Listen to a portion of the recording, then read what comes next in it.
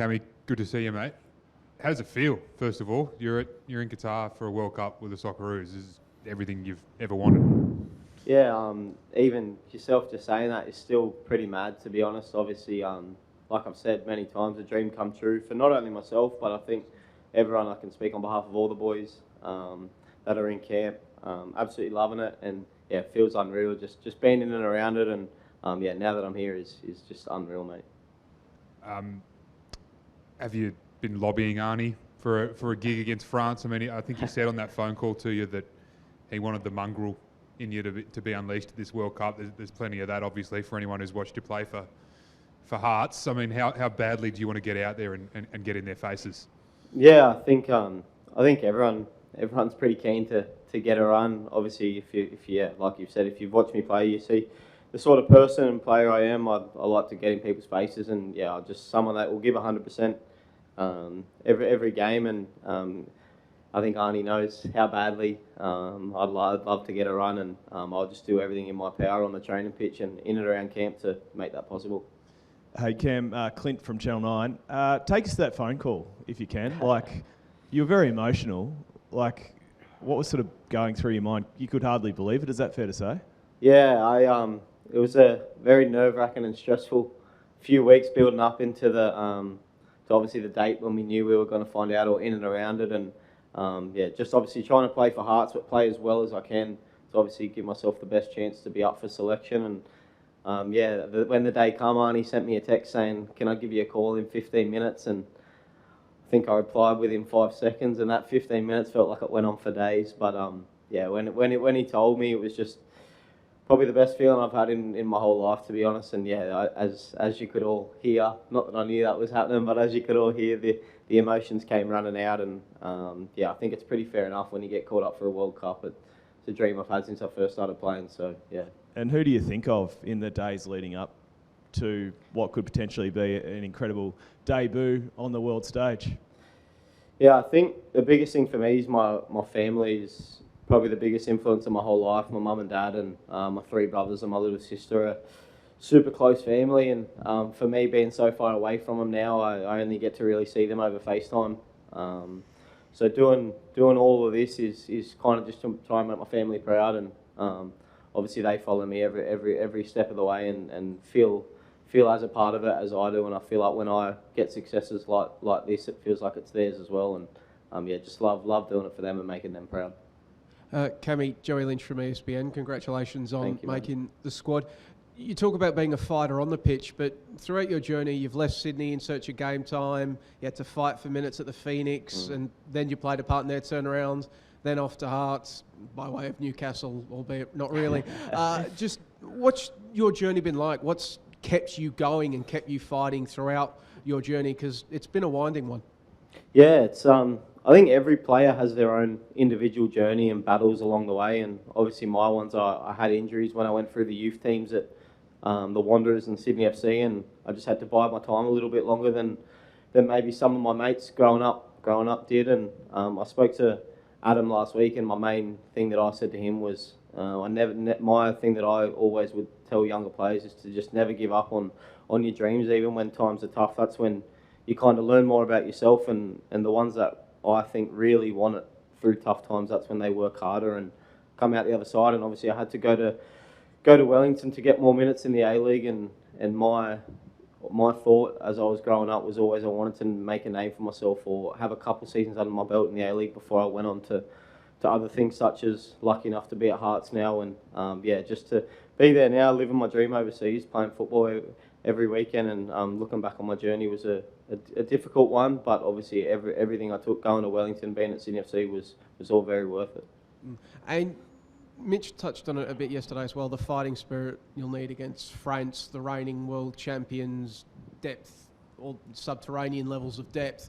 What's the messaging from Arnie been in the lead up to that game? What qualities does he want you and the boys to espouse? I think as Australians, one of the biggest things we possess going into these games, obviously, is an underdog, which we wear that tag, is that fighting spirit, and having that belief that we go into the game with a game plan, and that game plan that we have is to go out there and win.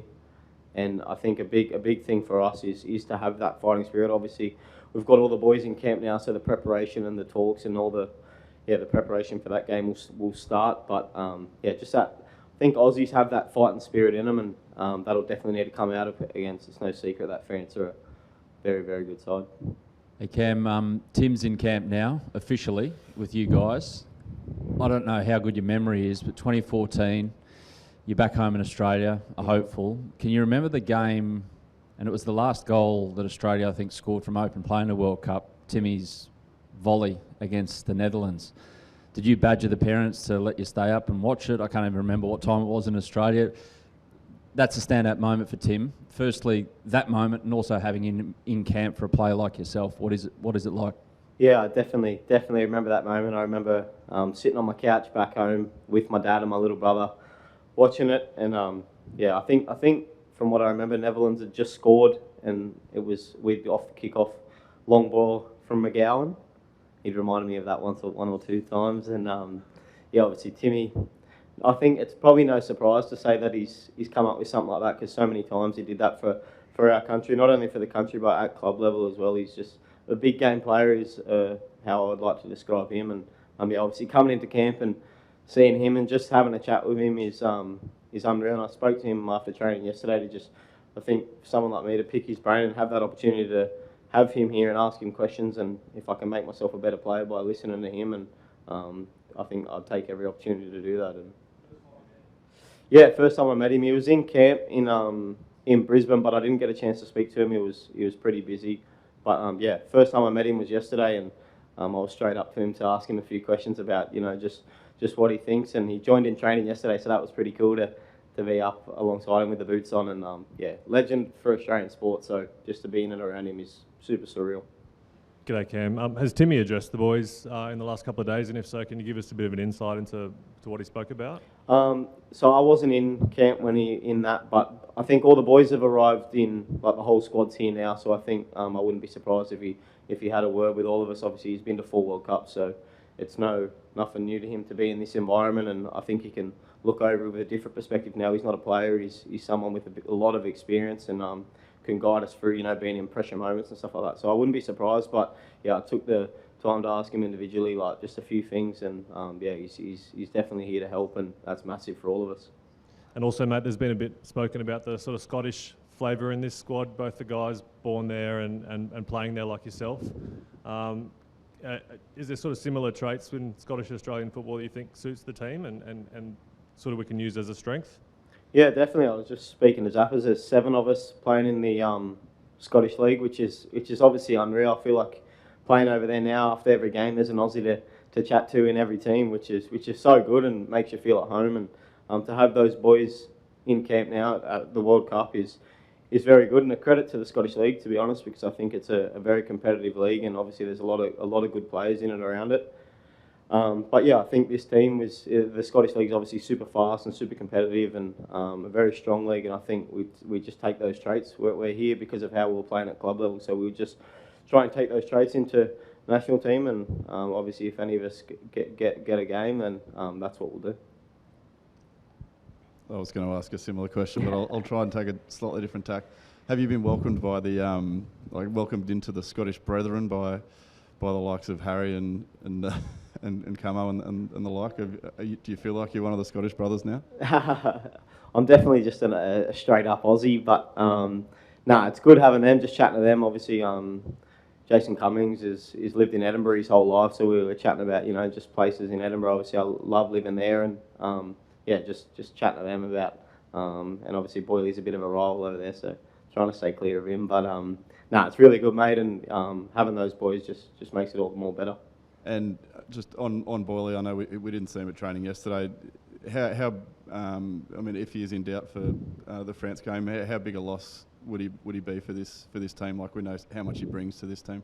Yeah, obviously over the years, everyone can see what a big player he is. He does it week in, week out over in Scotland for Hibs, and he's a massive player for them, and takes that for his country, for Australia, and he'd be a massive loss, but I think he'll be all right. It's just precautionary. Obviously, we don't want to take risks. We've got the first game in a week, so just more of a precautionary thing. But if he wasn't to play, it'd be a massive loss. Hello, I'm Edgar from Brazil. So wish you all the best in the Socceroos in this World Cup. Thank you. You mentioned that every player has its own journey, and we are now here making a story about different national teams in Qatar with players with different backgrounds and different heritage, and Australia is a remarkable example on this sense. And if you would be as kind, I would like to ask you about two players who has former refugees. I'm talking about our Mabel and Garen Quall. If you'd be as kind to share your thoughts about what it's like having guys like this on the squad. Thank you. Yeah, unreal. Obviously, they're absolute legends, and like I said, everyone's got their own story. Craig, Joe Lynch here from ESPN. Good to see you again. Well, everybody's arrived now. How many conversations are you having with Graham Arnold telling him that you should start against France? Yeah, zero conversations of that nature.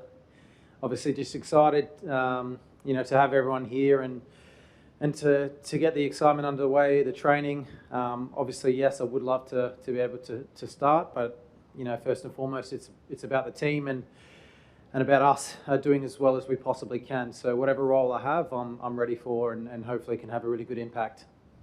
Asking Cammy about it before, and he was talking about the underdog mentality you have against France. It is a massive challenge, the defending champions. How do you go about shocking the world and beating the French when you meet them? Yeah, well, obviously we'll study their gameplay and their style and look at the ways that they're very effective and also the ways that we can hurt them. I think we know France is a top team, and you're never going to get an easy game when you come to the World Cup. So we're just excited, and we should go out there with no pressure because we are the underdog, and I think we have that self-belief, and we've shown along the way to qualifying for this World Cup. We've been written off on many occasions in games, and we've been able to get here. So I think we go in with full confidence. We know that it'll be a tough game, but there's no reason why we can't shock the world. And you yourself, Craig, you had to spend a lot of time in the off-season rehabilitating, training, and then during the first weeks of the A-League men's season, proving your fitness. How does it feel for you personally now that you've done all that, you've put the work in, and you're here in Qatar now? Yeah, obviously, very, very proud moment to be here and to be selected, because probably, 2-3 months ago, I did have the thoughts that it was probably going to be too late. I laced the boots up literally the week before the season because of the injury that I had with the OP. So, very proud to be able to be here and be in good condition as well. Craig, there's a pretty strong South Australian contingent in the squad. I think there might be 4 players. Decent numbers in the media ranks as well, by the way. What does that say, I guess, about the football talent in South Australia and also Adelaide United's ability to bring it through and then farm those players off elsewhere as, guys like Awer take big steps in their career? Yeah, I think it's obviously a great testament to the setup in South Australia. Really exciting for our state and for our team as well. There's a lot of good young players coming through, but that is, I guess, the mentality of the club and the goal, one of the main goals as well, to be able to provide a platform for young players to not only feature for Adelaide United and in the A-League, but to be able to try and reach the biggest stages in the world.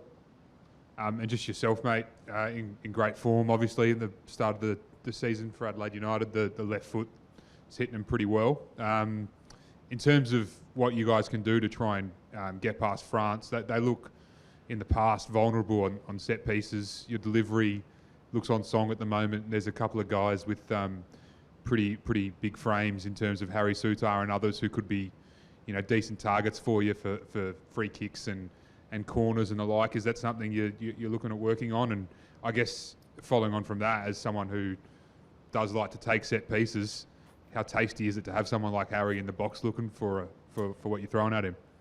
Yeah, absolutely. I think in the modern game, I think you can see, especially in the big games as well, set pieces can be so lethal and can break the game wide open. So for me at club level, I've got some big guys with Hiroshi Ibasuki, who's 6'7", so I'm used to picking out someone of Harry's height. At the same time, we don't want to go into these games and into this competition only being a set piece team.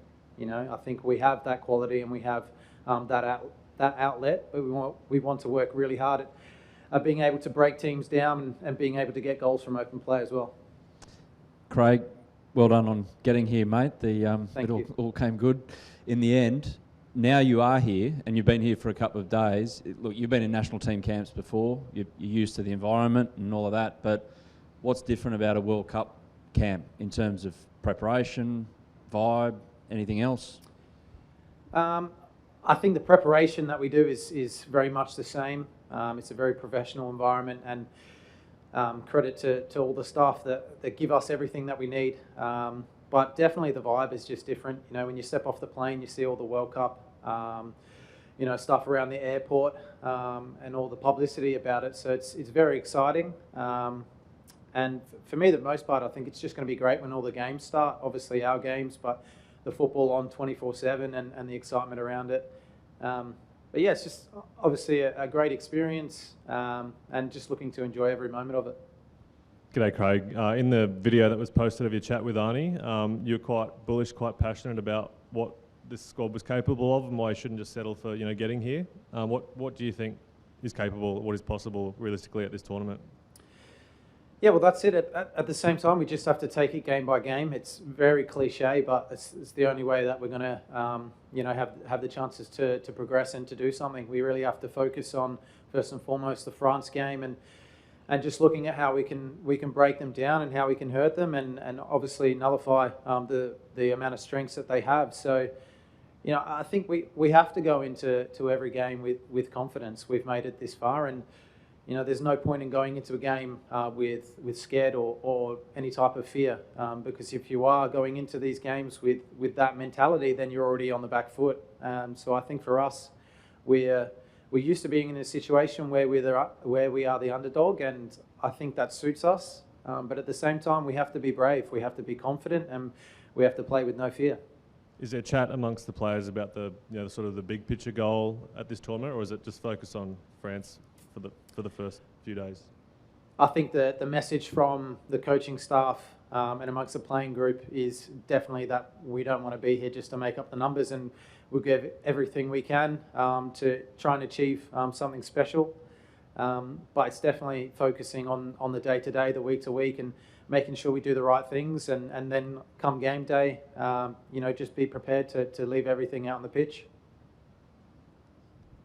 I heard you mention the airport, like when it felt like this is different because it's a World Cup and you noticed the kind of the atmosphere at the airport. Do you get the chance to kind of leave the Aspire Academy and kind of experience any of what Doha's like outside these walls, or is it just like eat, sleep, breathe World Cup for you guys? I think for the most part it'll be eat, sleep and breathe. The football side, I don't think we'll have too many chances to go outside. We possibly might have the chance to go out at some point. But I think definitely as the tournament gets closer, when there's a lot more people here and our families come over as well, it'll be definitely a lot more exciting from that part on the outside of what's just in the training camp. Hey, Craig, Clint from 9 here. A relatively new dad. Does your little boy know what Dad's doing right now? Probably not. I would say to some extent he doesn't really know exactly what's going on, but he is coming over, so I'm really looking forward to obviously seeing him and my fiancée Caitlin. So it's going to be very exciting to have them in the fans and to be able to obviously play in front of them, or hopefully play in front of them at a World Cup. And just one more from me. Resilience is often a bit cliche, a buzzword that gets thrown around, but Arnie's mentioned it quite a lot in the lead up to this campaign. How resilient is this squad given what you had to do to get here? I think that word is definitely understated when it comes to this team and what we've had to go through. Obviously every nation during this World Cup campaign has had a very difficult time with COVID and everything that's gone on. But again, to qualify, we did it the hard way, we did it the long way. Credit to many players in our squad who at times missed grand finals of the A-League through quarantine by playing with the national team as well, and not being able to be playing in some of the biggest games in club football. So, I think we are a very resilient group. we have a great togetherness amongst the players and the staff, and it's something that I think is very unique and very Australian, to be honest. So I think it's one of our biggest strengths that we are so together and we are a team, and hopefully that can take us to great places in the tournament. Craig, just one more from me before you get a real question from our Brazilian friends. Just on the differences between this camp, understand there's a barista in camp. There's a few coffee snobs in this room, let me tell you. But what about who's the biggest coffee snob in the squad that no matter what the barista does, it's not good enough? Or is it a very good barista? Yeah, look, to be honest, I think the feedback in terms of having a barista in there has been received really well. It's fantastic because, you know, on a general camp, you're having to wait in a line about 10 for the button coffee from the machine, which is good, but it's nice to have the barista there. So, yeah, she's definitely got a line up at breakfast, lunch and dinner. Hey Craig, nice to meet you. Here's Hello. Edgar from Brazil. Thank you, mate. Very kind. We're making some stories here with different national teams, with players with different multicultural players and different heritage. And Australia is such a rich example of that. With two players, for example, who were born in refugee camps. And I would like to ask you about one of them, Mabil, that you guys go way back, you know each other for a long time. Mm-hmm. What kind of impact do you think it's like having a guy like that with his own journey on the squad? Thank you very much.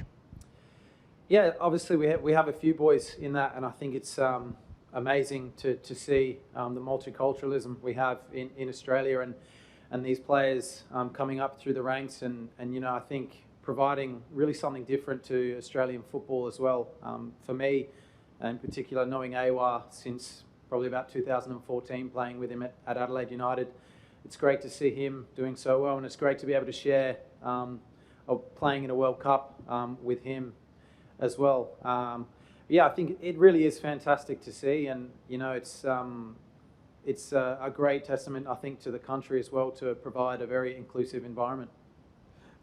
Craig, this World Cups in general, adaptability is so important, especially in a World Cup like this with such short turnarounds between games. In the aftermath of the squad's announcement, a lot of analysis on your selection would throw in can also play left back, which is a position you've played at before in your career. Have you had any discussions with Arnie about maybe if the worst happens, you can go in and do a job at left back? No, again, no real conversations in terms of where I'll be playing or in terms of what role. I think that the coaching staff is well across it, know the positions that I can play. And like I said, I'm here and ready to put myself forward to play it wherever I can. But for me, the biggest thing is trying to have as big an impact as I can. So it doesn't matter whether I play 10 minutes, 90 minutes, or however long I get. It's about giving the maximum effort and having the maximum impact that I can for the time that I'm there. Craig, old mate Edgar over here is doing stories on everyone's journey, but have you had a moment to reflect on your personal one since you've been in camp or got the call up for the World Cup? I mean, it does feel like yesterday that you were cycling through a couple of A-League clubs to get an opportunity, working at KFC, these kind of things, and mate, you're here in with a real chance of starting against the defending champions at a World Cup. Like that's pretty big. Yeah, absolutely. You know, I think directly after I found out about the selection, there is those emotions that kind of come over you, and you think about, you know, what it's taken to get to where you are. And I said this in another interview. The thing that makes us so together within this group is we had this saying throughout the whole qualifying campaign, and it's many journeys, one jersey. So for everyone within this camp and for all the players that even aren't selected and helped us get to this point, no matter who you are, you're going through some sort of difficult path, and everyone has their own journey to get to where they are and face their own setbacks. And it's all those challenges that you face individually connected together with this group. It makes us stronger. So absolutely, I'm so proud of what I've had to go through. And you know, there have been a lot of situations along the way where I could have easily given up. You know, not making Adelaide United youth team consecutively 2 years, moving to Melbourne, living with two older Greek guys I didn't know that were affiliated with Oakley Cannons, working at KFC even after I'd made my debut. You know, plenty of times I could have given up along the way. Couldn't make state teams when I was 13, 14. But it's that desire, and I think it's that winning mentality that everyone in this group shows.